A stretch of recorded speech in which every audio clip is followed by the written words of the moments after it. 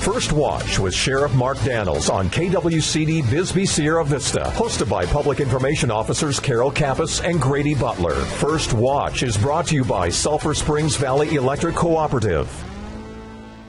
Well, good morning, Carol, and good morning, Sheriff, and thank you to SSVEC. Good morning, Cochise County. Hello, everyone. I like the new intro, Grady. Isn't that nice? Yeah, first I heard it there. It was like, yeah, it sounds real nice. Deep voice like that. It's kind of like mine. Yeah, and they threw I like that they put the SSVEC part in there and the legal. I mean, that's just like all-encompassing now, and we're done. It is. It's very good. nice. And it's a nice update. We had to refresh that. That's good, you know.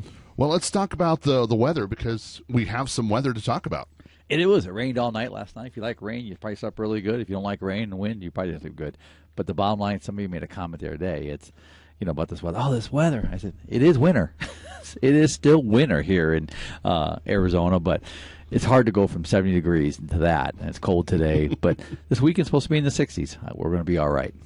And I think we have a little bit of rain for the rest of the day, and then it's gone. So enjoy it. It is. Like I said, it's supposed to be really nice. And this weekend, I thought it was going to rain all weekend, but that's not the case. I was hoping that it would, but no, I think we're going to be stuck with, 70s. That'll be nice. Yeah. Oh, yeah. I love this weather. This is why we live here. Well, let's start with SAT. They had a Christmas party just this last weekend. Yes, they did. They do their annual Christmas party after Christmas, which is in January, the first of the year, to kick it off. But it's really a time to come together for our SAT Sheriff's Assist Team. These are our volunteers that go out and do so many good things. To recognize them and just thank them. Mimosa, Vicky out of Mimosa took care of us. She always does every year. And it was just a nice event to go out there and just spend a few minutes with our volunteers and just embrace them because days go by so fast and we're all so busy. But it was a nice event out there at Mimosa. Again, thanks to John Black and Alan and Steve, my leadership team over there with SAT and all the members. And I always thank their spouses and their loved ones because no different than a deputy that goes out there and puts their lives on the line. They're out there too in uniforms, and they're just much vulnerable. And you went to another unique ceremony that people may not understand or know what it is the Sergeant Audie Murphy Club. And that was a ceremony last Friday. And so when people think, maybe older people, but Audie Murphy, they think of the actor that he was, back in the day. But he was also in the military prior to that. So they have this club that you went to for this presentation. Yeah, I got invited up to the military intelligence. It's an induction for Staff Sergeant Austin Sims to be inducted to the Audie Murphy Club. And I don't know anything about it besides the name of being an actor, but he was actually a war hero. I mean, Sergeant Audie Murphy, and listen to the history of him and what a guy. I mean, and I say that very, very positively with honor. And so there's a club, it's for enlisted only, where those that go above and beyond recognized and they compete for this. These are your stars within the military of MI Corps. And so congratulations to Staff Sergeant Austin Sims. He was selected for it, and I was talking to the colonel and the general up there, and they introduced me to him, and you just saw the guy's sharp. He's just a sharp guy moving up. But it was just a nice ceremony. I give kudos to Fort Huachuca is a great partner with the Sheriff's Office. A lot of our governments going up there and just supporting our fort, our military, and for what they do for this community. But again, most important, congratulations to Staff Sergeant Austin Sims. And also the ATF Regional Director and Attorney General's Office were in town. We're doing some things with this. Brian McIntyre and the Sheriff's Office are working with them to better identify guns involved in crimes. And we'll speak about that in just a minute with a gun that was involved yesterday in a crime. So having them here, but also I want to give a shout out to Gary, the U.S. Attorney for Arizona, and his team, Tim Johnston, former cop out of California, now works for him. And ATF, the regional director, was here. But they came down here to spend some time with us, kind of go over the program that we're doing. We'll get some stuff from. We'll talk more about that with Brian here, the county attorney. And that is to help us identify guns that are involved in crimes. And we're dealing with a lot of that lately. But yesterday was a hands-eye. We got done. We're walking outside, and there was a pursuit. Our deputies were in a pursuit along with Chuka City and Sierra Vista PD and everybody else. And I looked at them and said, "This is like, what is this, Sheriff? This is what we see here. It's more than we want to." They jumped in with me, went out there, and they got to see the whole thing. There was a gun involved in that one, and they were like, "Hey, can we look at the gun? Yeah, let's give it a sec here. We got to process the scene here." But either way, having them here and having the U.S. Attorney's Office, Gary, who's really engaged, and he's going after these smugglers and going after the crime reference to the border. So I appreciate him for doing that. We've had a lot of discussions. I will be meeting with him on Monday again Gary, that, like I said, the Arizona Youth Attorney, to go over reimbursement costs at our jail. As we know, last 2 years was $9.4 million for border-related crimes. That's a federal thing first, but we're enduring the cost here at the state and local level. So I brought this up in a previous meeting. He wants to engage and see what they can do to bring some relief. He wants to take that back to D.C. to see what we can do, because we're not unique on that in Cochise County. All the counties along the border and beyond are dealing with these costs that really the federal government needs to take care of, not us locally. And one of the things that you were talking about, you were coincidentally at the new border building, the Oletsky Center, and then this is what happened. So we had 2 stolen vehicles, 2 major pursuit events yesterday alone. This one that you were talking about, the suspect, he bailed out and they had to chase him, and it was a great combined effort with air support, with drones, with dogs, with Border Patrol, with Huachuca City PD, with the Sheriff's Office. It's just a mass of people out looking for one guy who was driving the wrong way on the highway, again, putting people's lives in danger. They caught him, and he's 23 years old, and finding out that he's a multiple deported felon. Yeah, with previous smuggling. I mean, plus he was armed. I think it was a 9mm 40 caliber semi-automatic handgun, and he ran from the scene. He was spiked, which means the tire deflation devices were deployed a couple times, and then he crashed in the medium, took off running into the desert, which is concerning to us because you're getting into the communities. We had the helicopter up. Helicopter spotted him under brush after about an hour. 3 of my deputies, Border Patrol agent, got around him and came out, was non-compliant, very combative. They tased him. One of my deputies ended up tasing him. But the entire time that we're being placed at risk for this individual, this suspect, he ran his mouth, just ran his mouth. And that's so upsetting. It is. And I get the job we're in. But here's a guy who's not even a citizen that's doing this. You saw what just happened in New York. And I got to say that. I mean, that's all over the news, where you got these migrants that came across the border legally, got processed up in New York, and they kicked cops in the head. There's about 5 of them. Kicked the cops in the head, assaulted these law enforcement officers. For the law enforcement asked them to move along because they're blocking the streets. And they were released. I think all but one of them was released, and then they're flipping off the cameramen, flipping off people. It's like, that is alarming. It's alarming to any quality of life issue. I don't care if it's Cochise County or New York, and I feel what's going on up there too. But the bottom line is we got to get a handle on this. But this one yesterday, again, and I'm going to jump onto my safety message early, Grady, and that is this. When you see lights, whether it be an accident scene or yesterday when I was up there, I mean, there was a lot of cops up there. And we had both lanes because it was in the medium. People don't slow down. They do not slow down. That means when you see emergency lights, you have to slow down. You can't come barreling through there at 55, 65 miles an hour. You're going to hit one of us because we're running across the interstate, the highway, and everything else. So please slow down for us when you see those emergency lights, especially on a state highway. I mean, that is the law too. And move over. It's really important. Yeah, it is, because in that move over law, you hit somebody, I mean, it's going to change you for a long time. And then, amazingly enough, nobody was injured or killed in the early morning hours, and even, thank goodness it was in the early morning hours, 3 a.m., 3:30 a.m., when our guys saw a stolen vehicle, again in St. David, and the person driving just was over 100 miles an hour going into Benson, got on the interstate on the wrong way, drove those few miles until they hit Highway 90 and just went airborne and flipped around and landed, and all of that, and it's a 15-year-old boy who doesn't have a driver's license. So his experience to drive is not even in place. But he's in a stolen car, 2 stolen cars in 12 hours, but this one was a stolen car again. Kudos to my deputy for spotting him. 3:30 in the morning, 15-year-old, 3:30 in the morning, stolen car in Cochise County, evidence of smuggling in the car.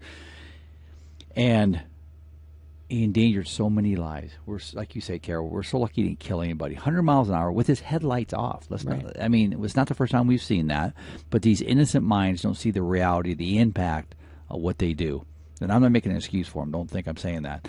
But we were very lucky. Good interdiction with Benson Police Department, the Sheriff's Office, to bring that to a safe conclusion. He ended up crashing, but nobody was hurt, to include himself, after we checked him out.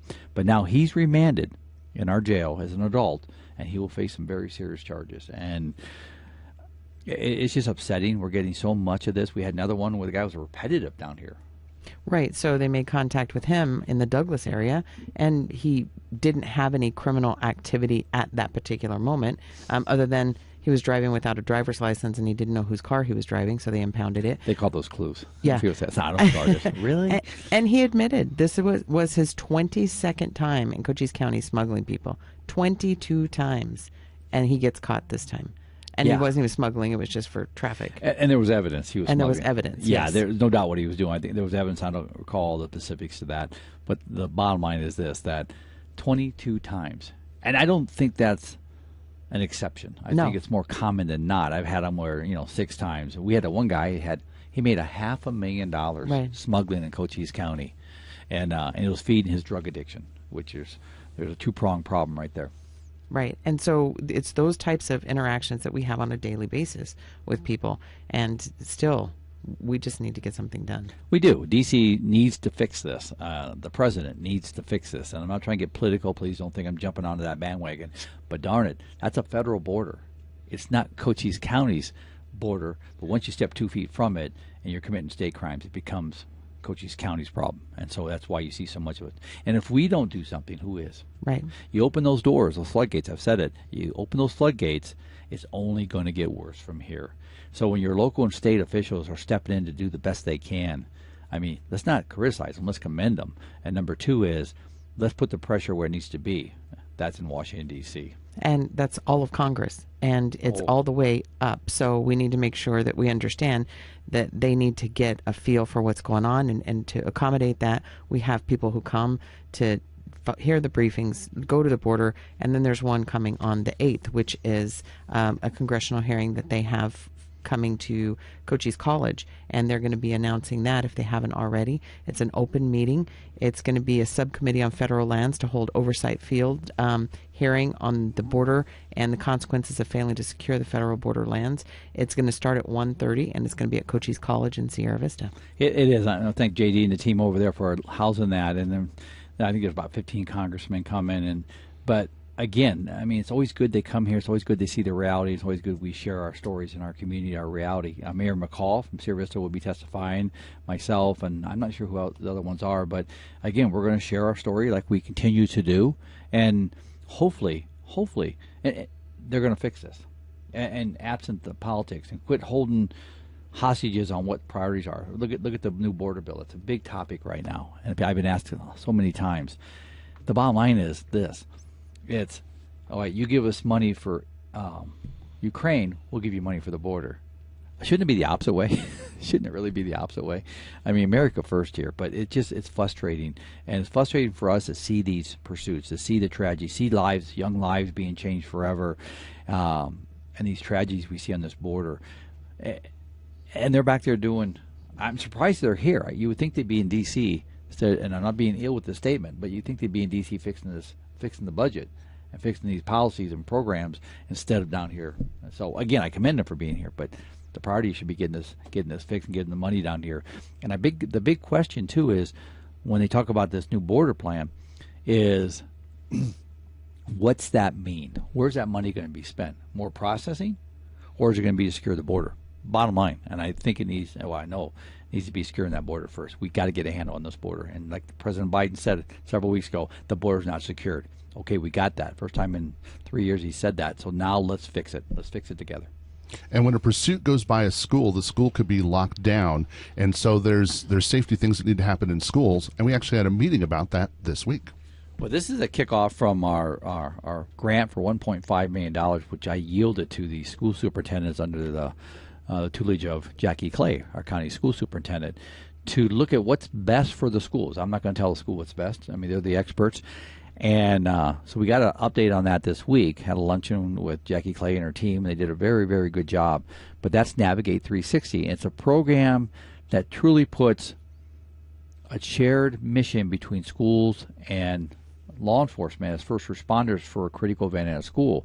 It gives us school designs. It shows us possibly if we know who the aggressor is at the school, like a student, we'll know who he is, we'll know or she is, and where they're at in the school, all the way through. It's just a better way and more efficient way in partnership to address school violence. I'm very excited about it. The school superintendents in this county, to include Fort Huachuca, are doing a really good job of putting this together on the heels of ALICE training. And Navigate 360, just let you know, bought ALICE program, the one we teach so many students and faculty about. So again, it goes hand in hand along with our radios we give in the schools. I'm just excited that we can do our part along with mental health in our schools to make them safer. Well, let's talk about radios for a minute. So radios, we're very fortunate again. You look at where we've come with CCOM, I think we're pushing $30 million.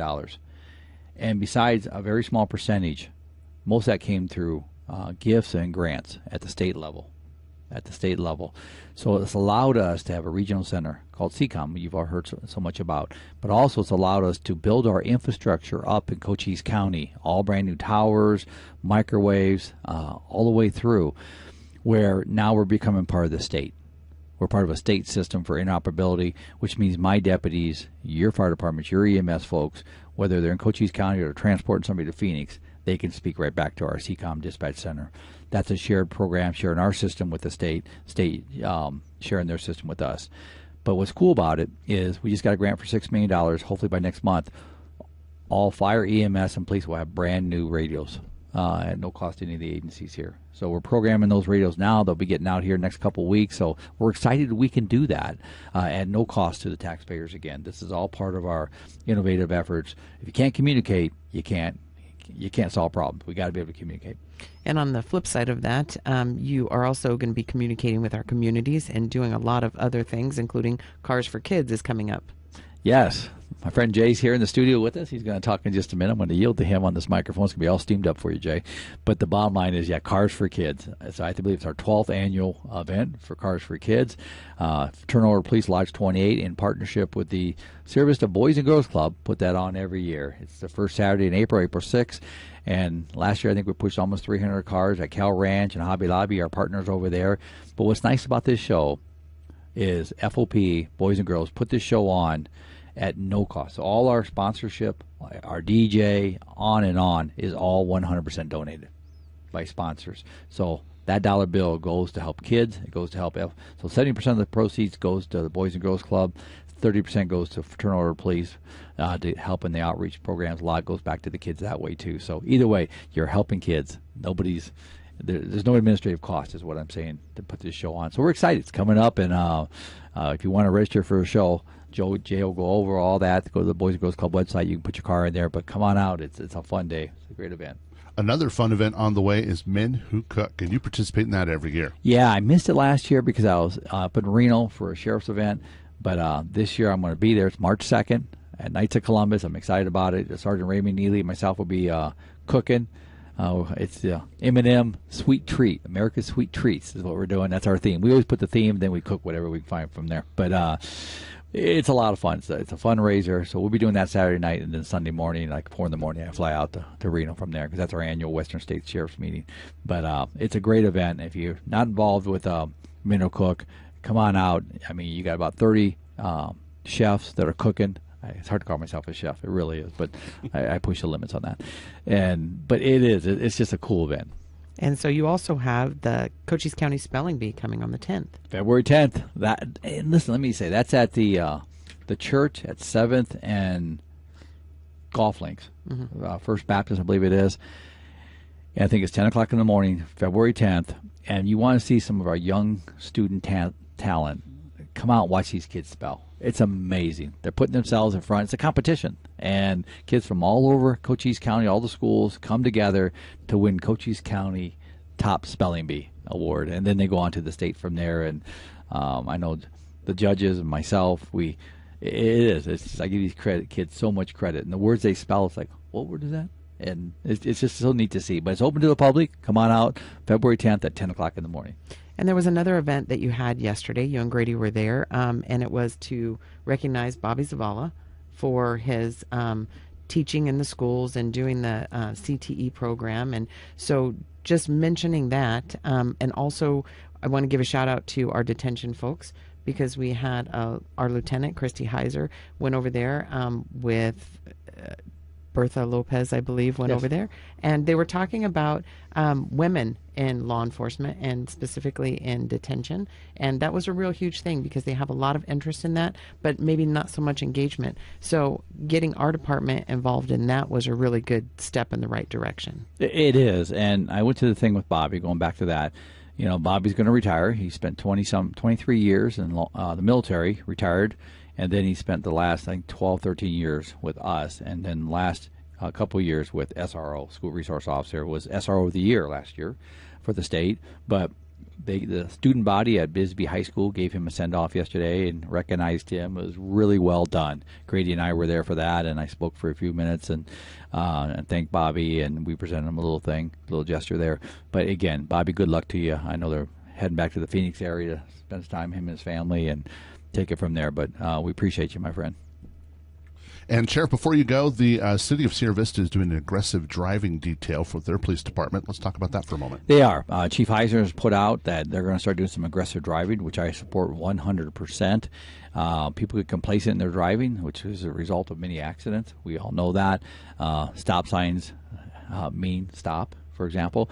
You know, and I see this. I see it more when I'm off duty than I am on duty. But the light will turn yellow, and they keep going. Yellow means we start braking. But people just push it to the limits. That's an example of aggressive driving and the speeding, all the things. There's a law states if you do 3 civil infractions, that's called aggressive driving, and that's a serious violation.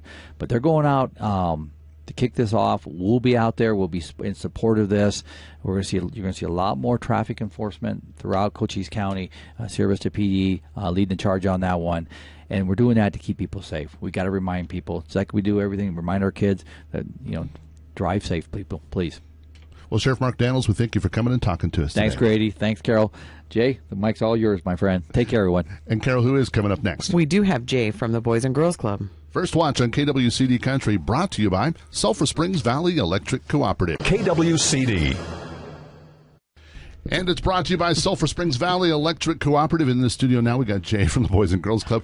Sorry, that was just like all of a sudden I had to push buttons. The commercials were over, and I was out of the room. That was kind of... Welcome back, Cochise County. Yes. All right, Jay, so the Boys and Girls Club of Sierra Vista, you've got an event, as Sheriff Mark Daniels had just talked about, Cars for Kids. But before we get to that, tell us what the Boys and Girls Club of Sierra Vista does for our community.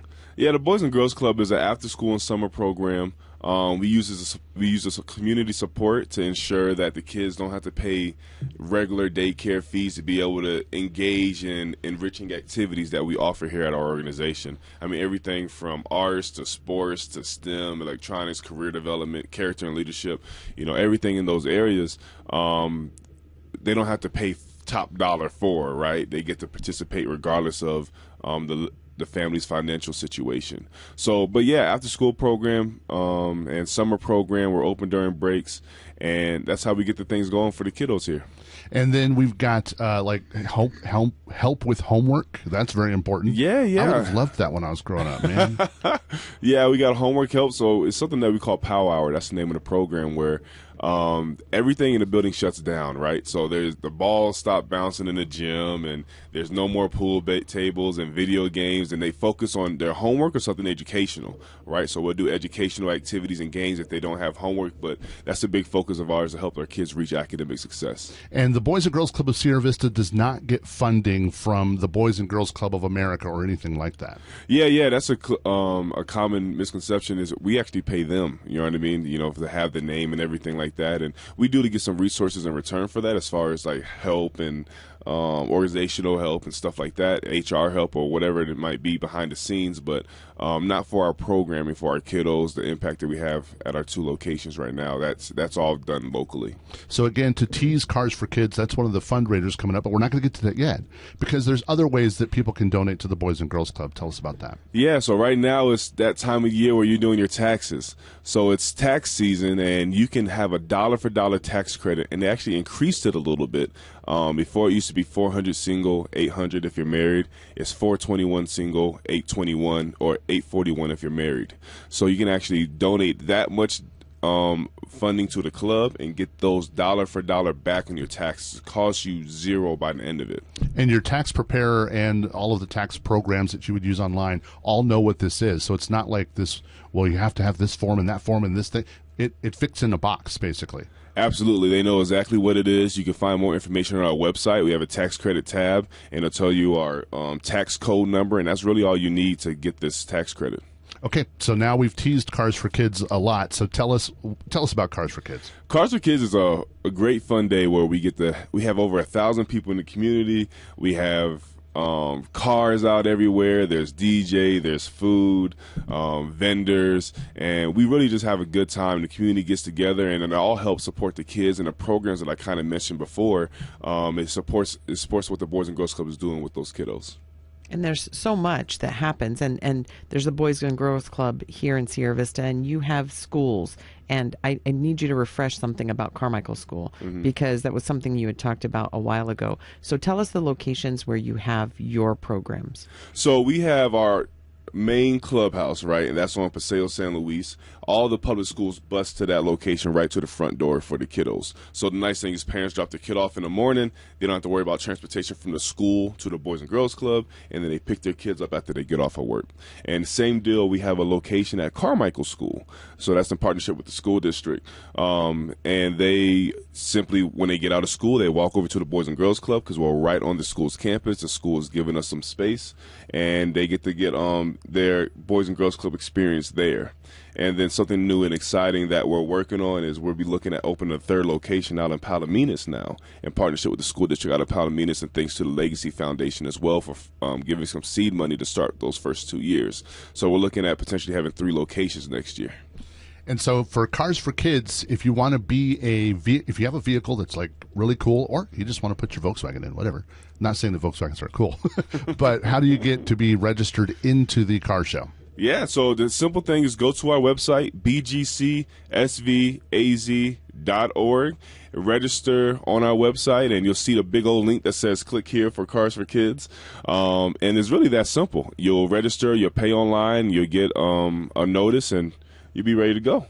And I should have said Pinto. That's the car that should have been in my head. I had one, so I can say that. So if you want to get your car in, you can go to the website and register your vehicle. But also, if you want to attend the show, it's absolutely free.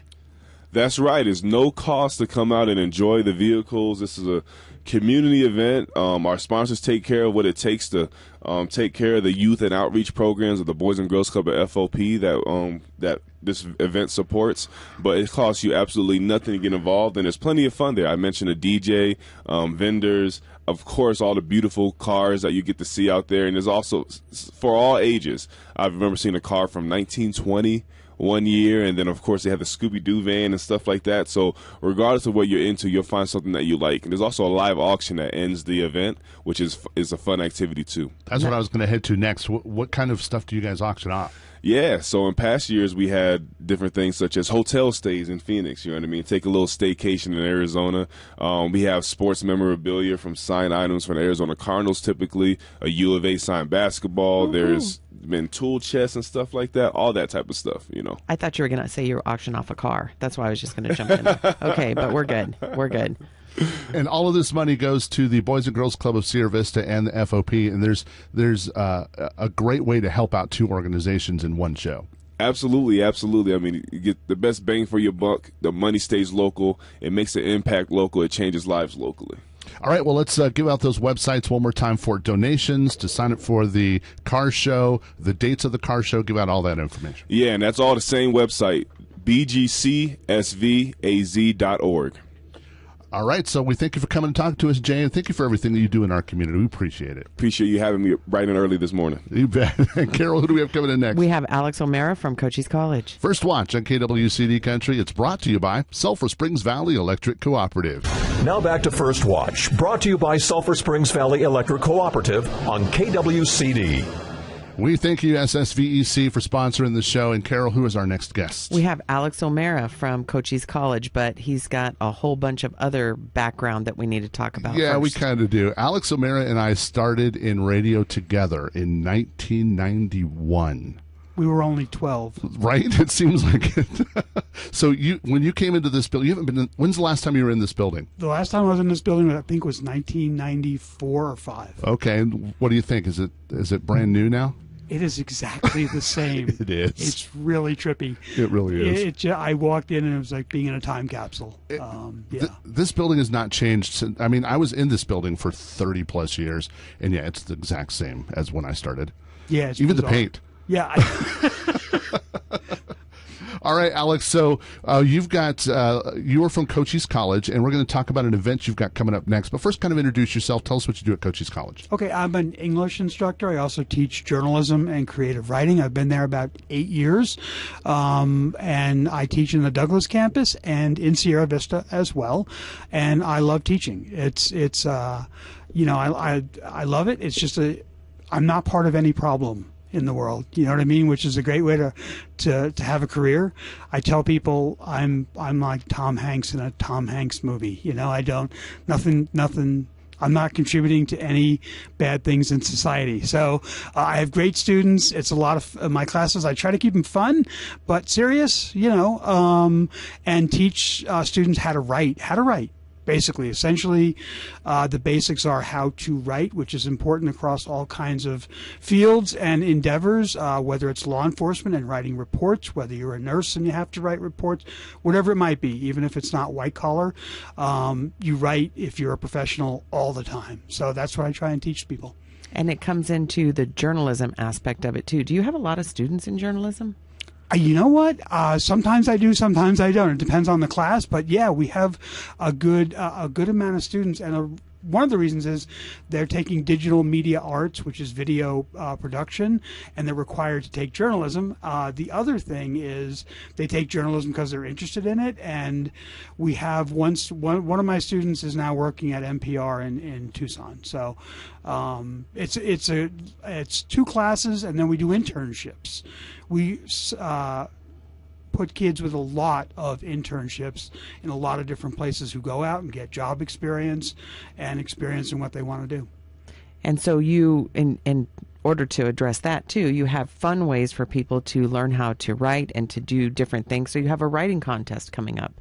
So tell us a little bit about that. Okay, there's an event on April 5th in Sierra Vista at the Cochise College campus, and it's called the Creative Writing Celebration.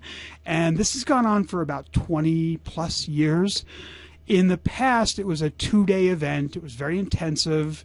We brought in authors to do workshops to help people improve their own writing. We have scaled it back, but changed it a bit because 2 days is a big investment of time. People don't want to spend 2 days doing anything except maybe watching Netflix. So we are now making it 2 or 3 times a year. We make it workshops that are about 3 hours long. So on April 5th, we will have a workshop with a poet named Logan Phillips, who is from Cochise County and has family here. He just got his master's degree from the U of A, and he's a wonderful, dynamic writer and poet and presenter. And from 10 to 1, he's going to deliver a workshop to people who want to improve their own writing in creative ways, whether it's poetry or memoir, nonfiction, or whether it's fiction. So give some pointers and some tips and some help with that. And so we do this, we're doing this, but like I said, 2 or 3 times a year. The cost is $20, whether it's live or you can attend it streaming. You can attend it through Zoom, which is great in case you don't want to, get out of your PJs and you want to stay home. So, and we're doing that again, April 5th from 10 to 1 from the morning to the afternoon. And what is the cost? The cost is $20. You can register online. I can give you a website, but here's the thing: just put in creative writing and Cochise, it'll come up. Okay. It'll be your first result. So go to Google, creative writing, or just creative and Cochise, and you'll get it. And there's prizes associated with this event as well. With the writing contest. So we have 2 writing contests. The first writing contest is for I guess, grown-ups, regular people. And it's in 3 categories: poetry, nonfiction, which is memoir, stories really from your life, and fiction. And the prizes are $100 for $200 for first place, $100 for second place, $50 for third place in each category. The winners also get published in the Sierra Vista Herald, because we partner with them, as well as in the Mirage, which is the Cochise College literary magazine. And if you're not a grown-up? And if you're not a grown-up, good for you. If you're not a grown-up, there's a kids writing contest, which we started a couple of years ago, and which I just love. It's there are 3 categories for that. It's K through 5, 6 through 8, and 9 through 12. The limit is 200 words per entry, and it doesn't matter what you write. It's completely up to you. It can be crayon on construction paper. It's totally cool. So we really encourage kids, younger people, to write and to realize that you can win in your category, and people will read it. It will be published, and it's great to encourage writing among people who are younger. There aren't a lot of, frankly, opportunities to do that in the county, so we like to take the lead on that and do that. Those entries are judged by librarians from Huachuca City, the county librarian, and from the Copper Queen Library in Bisbee. So they're very dedicated. They've been children's librarians. They have expertise, and reading entries in the kids writing contest is so much fun. I can't even tell you how cool it is to read some of the stuff. It's not just funny, but it's insightful, and it's touching, and it's lovely. It's really great stuff. So, but if you have a kid, and you want them, and they write, and they want to be part of this, please do that. The address to send to, it's an email address. All entries are accepted via email. And it's writingcontest@cochise.edu. Do you guys take like the best submissions and put it into a magazine like the Mirage or something ultimately? We do, yeah. Like I said, they're published in the Sierra Vista Herald. We partner with them, and then they're also published in the Mirage for the regular writing contest. So even the kids ones are in the Mirage as well. Right. No, I'm sorry, I apologize. The kids ones are only in the Herald. Okay, gotcha. Yeah. Yeah, because I want to read those. I'm already excited to read those. So yeah, they published them a couple of years ago, and it took up a lot of space, but they were just, it's great to read because people at this contest level and this kind of level, everything is so sincere. Yeah. You know what I mean? And it's really heartfelt, and it's not slick and all that. And I mean, some of it is, but it's really just well done and well crafted, and it's really transportive. It's great to read, all of it. All right, Alex. So remind us how to enter these contests again and the dates. Okay, it's the dates. The deadline for the contest is March 15th, the Ides of March, which is very literary from Shakespeare. March 15th. The limits are, for the kids writing contest, the limit is 200 words per entry. For the grown-up writing contest, I'll call it that, I guess, it is 2,500 words, which is about 10 pages is the limit, or 3 poems in those categories. And the date for submission, again, is March 15th. And to enter, it's writingcontest@cochise.edu. It's only by email, so you can send it there. And to register for the event or get more information, you can go to cochise.edu/CWC for Creative Writing Celebration, or much easier, just put in Creative Writing and Cochise, and the first result will be us. All right. Well, Alex O'Mara, we thank you for coming and talking to us today about the Creative Writing Contest. Thank you for having me, and thank you for bringing me back. You bet, It was yeah. lovely to see the place. And thanks again for what you do for our community with teaching people how to write. It's very important. Thank you. I appreciate it. It's fun. Alex O'Mara from Cochise College. And Carol, how do they get a hold of us? So reach out at cochise.az.gov/sheriff. That'll take you to our webpage.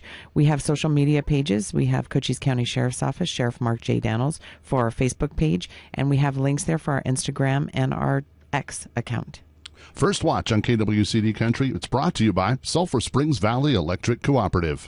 You've been listening to First Watch, brought to you by Sulphur Springs Valley Electric Cooperative. Keep up to date. Follow the Cochise County Sheriff's Office on Facebook and tune in next Friday, 7 a.m. for